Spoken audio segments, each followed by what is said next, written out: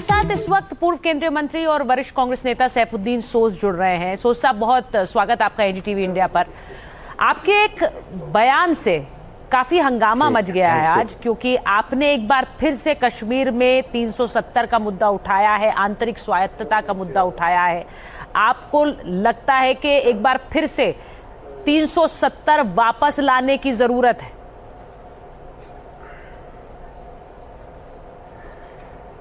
क्यों नहीं। मेरा अंदाजा ये है कि हमने हिंदुस्तान के आईन को दिलो जान से माना है, तस्लीम करते हैं। हमने जो इल्हाक किया, हमारे मुक़्तदर लीडर मरहूम शेख मोहम्मद अब्दुल्ला साहब ने, उस पे यहाँ के लोगों ने लब्बैक कहा। तो उस वक़्त बरसगीर में हिंदू मुसलमान की सियासती पाकिस्तान बन गया था, लेकिन मरहूम शेख मोहम्मद अब्दुल्ला ने इरादा किया कि हमको हिंदुस्तान का हिस्सा होना चाहिए। और हिंदुस्तान में भी उस वक़्त 6-7 करोड़ लोग मुसलमान थे, तो हम शामिल हो गए और हिंदुस्तान का आइन दिलो जान से तस्लीम किया। और हिंदुस्तान के आइन के अंदर हमारी दाखिली खुद मुख्तारी 373 में थी, उसको यकतरफा मरकज़ी हुकूमत ने छीन लिया हमसे।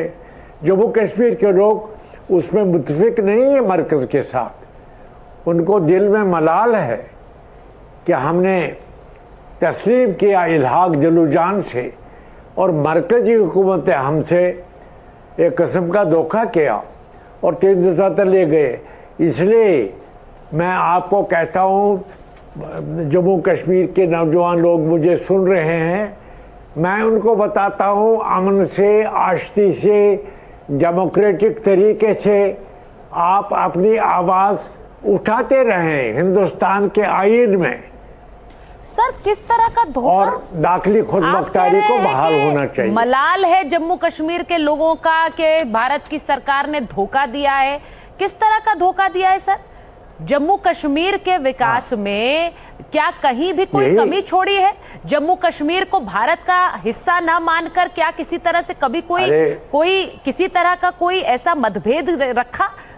जिस तरह से बाकी हिस्से हैं उसी तरह से कश्मीर को माना? आपको देखो, नहीं, आप मेरी पूरी बात समझ लीजिए। भारत के आईन को हम दिलो जान से मानते हैं, और आपका ख्याल है सड़क बनाना, नहर खोदना, बिजली पहुंचाना, इरिगेशन देना, ड्रिंकिंग वाटर देना जो है, इसका 370 के साथ कोई ताल्लुक नहीं है। भारत के चप्पे चप्पे में जमहूरी हुकूमत को ये चीज़ें करनी चाहिए, वो तो उनकी जिम्मेदारी है। जब आप ये मानते हैं, आप ये कहते हैं कि ये सारा काम भारत की सरकार कश्मीर के लिए करता रहे, लेकिन कश्मीर अपनी स्वायत्तता मानते रहे। कश्मीर हमेशा, ये कश्मीर के लोग ये कहते रहे कि हम अलग हैं, हम भारत से अलग हैं। अलग नहीं, ये अलग का लफ्ज आप कहते हैं, हम अलग नहीं है, भारत का अटूट हिस्सा है। सुनिए, आप अपने अल्फाज मेरे मुंह में नहीं डाल सकते। तो सर, अटूट हिस्सा है तो भारत का ऐसा हिस्सा है जो, सर अगर अटूट हिस्सा है तो इस तरह की सोच बार-बार क्यों कि 370 वापस लाओ? अलग, ये क्या एक अलगाववादी सोच नहीं है कि 370 लाओ, हम अलग हैं, हम स्वायत्त हैं? नहीं,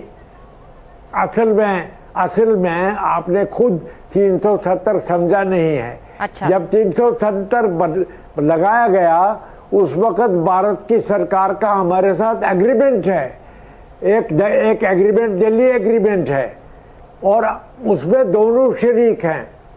और शेख साहब ने सिद्दीक दिली से, साफ सच्चाई से, दिलो दिमाग से इसको कबूल किया और अपनी कौम को मनवा लिया।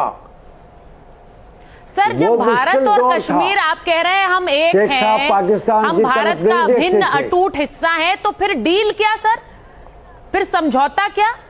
जो अटूट हिस्सा है उसके बीच में क्या समझौता? देखिए, यही नहीं, समझौता नहीं है। आप लोग यही नहीं समझते हैं कि हिंदुस्तान के वजीर आज़म, हिंदुस्तान की कैबिनेट ने हमारे साथ एक माहदा किया। माहदे को कभी लिखा जाता है, कभी नहीं लिखा जाता है, लेकिन लिखा भी गया। यहाँ 52 में शेख साहब ने कॉन्स्टिट्यूंट असेंबली में तकरीर की। वहाँ जवाहरलाल नेहरू ने 24 जुलाई को तकरीर की। उन 2 तकरीरों में तय हो गया कि कैसे उन्होंने यहाँ ऑटोनॉमी दे दी, और वो ऑटोनॉमी 370 जो हिंदुस्तान के आईन का हिस्सा था उसमें दी थी।